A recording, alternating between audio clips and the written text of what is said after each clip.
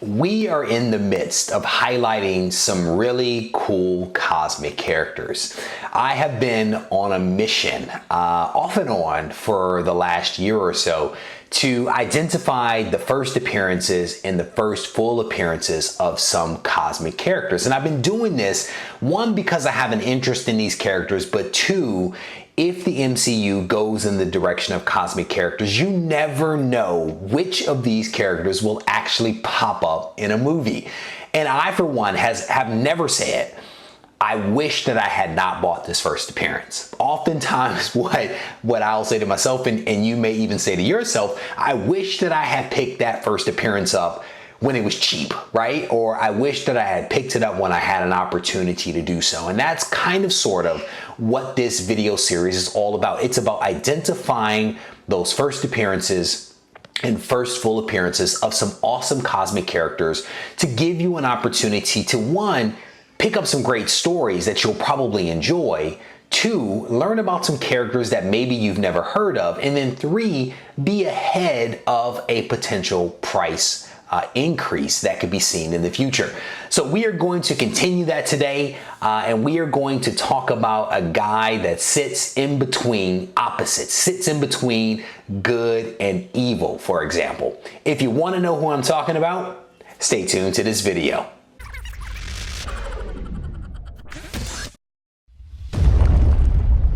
Reggie here, your friendly neighborhood bodybuilder and comic book collector, and I want to welcome you to another one of my videos. In this video, we are going to continue to dig into the cosmic characters that interest me and that will hopefully interest you as well. So these cosmic characters are very interesting because they serve a purpose in the universe, right? They serve some type of purpose, whether it be good or bad or a little bit of both.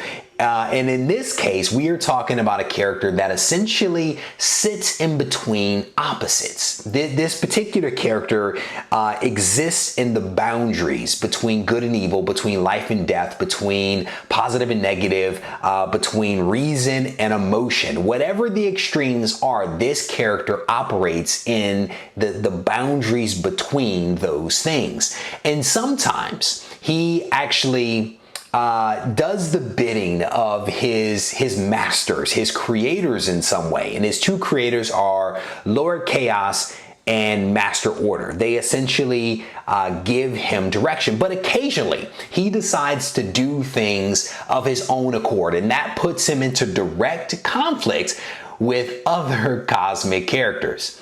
The person that we're talking about is the entity known as the In-Betweener. And he actually appeared for the first time and reappeared in a couple of books that are in my collection already because they feature some of my favorite characters and also one of my favorite story arcs. So I didn't have to go too far to actually identify these books because they were actually in my collection already, and I'm very thankful for that. So the In-Betweener, as I mentioned, kind of sits in between opposites. And in his first appearance, essentially what he was being tasked to do was to make Adam Warlock become his alternative evil ego.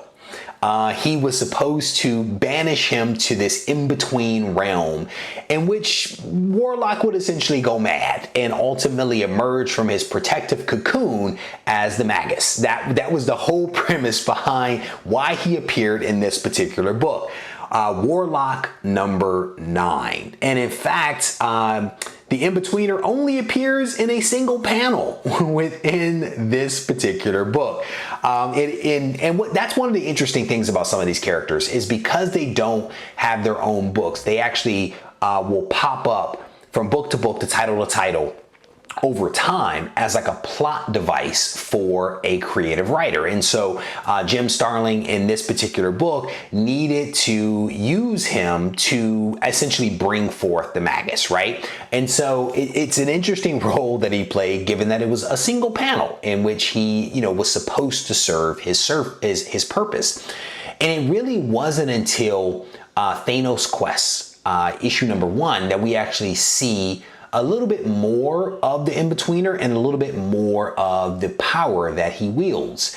In Thanos Quest, Thanos was, he found the In-Betweener, and he essentially worked with the In-Betweener to free him from his captivity. He was put in prison essentially by his two masters who, didn't believe that he was following their direction. Again, he sometimes does his own thing. So Lord Chaos and Master Order basically, put him in prison and in a sphere, and he was hanging out.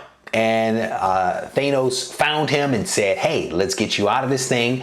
And they combined their powers and shattered the sphere that the In-Betweener was in. Now, why did he do this? Well, if you guys know anything about Thanos, he is, he's doing things because it is a means to his own end. And so ultimately what he needed to do was to remove the soul gem from the In-Betweener's forehead. And so once he freed him, he was able to retrieve that stone, and he quickly departed. And as the In-Betweener's masters presented themselves and then served up another spoonful of justice to their agent who was not following directions.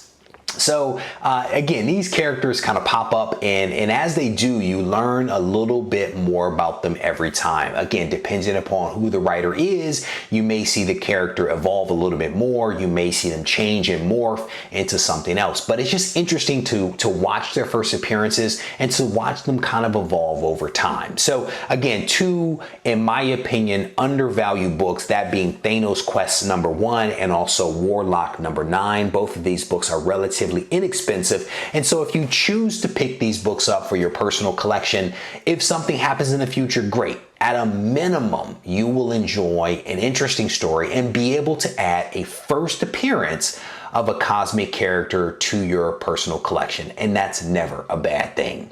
I hope that you guys enjoyed this video, and if you haven't checked out the other videos in this series, I highly encourage you to do so. Take care. Thanks a lot.